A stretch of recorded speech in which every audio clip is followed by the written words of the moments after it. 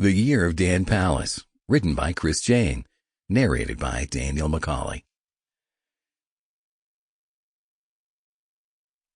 Chapter 1.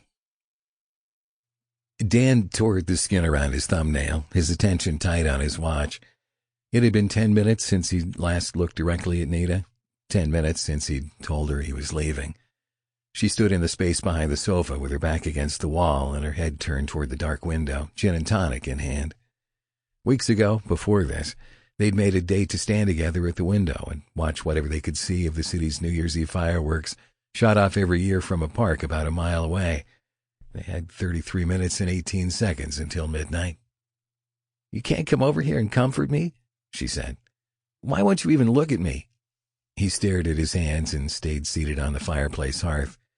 The cold stone bit through his pants. He stopped picking at his skin when a narrow line of blood traced a path along the nail bed. She said, "I know people sometimes say things they think they can't take back, but—" "I said it, Nita, not they." He looked at her, finally. Strain and tears had reddened and shined her nose and stamped pink blots on her cheeks. Her hazel eyes, usually a dull olive, had brightened to a distracting green. "I won't be taking it back." "But I'm giving you the chance. Please take it. Before everything changes. Sometimes not people. Me. I. And you." "But you're saying there is no I in you, right? That's what you're saying. You have to go." "To her." "Yes." She nodded. "Yes." "Yes." She slid down along the wall, her rough sweater catching behind her and exposing her sides as it collected under her armpits. When she'd fallen all the way to the floor and was seated beside the change jar, she leaned forward and pulled at the knit until she was covered.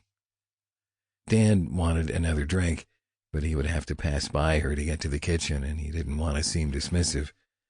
I don't want you to think I'm not taking everything that's happening here seriously," he said, standing. "But I need a refill. That okay? You want one?" Without looking at him, she held up her own glass. He crossed the room, the backs of his thighs numb with cold, and took it from her. She reached out and wrapped her arms around his knees. It was the first time they'd touched since he'd told her, and the first of what he'd imagined would be a series of goodbye embraces.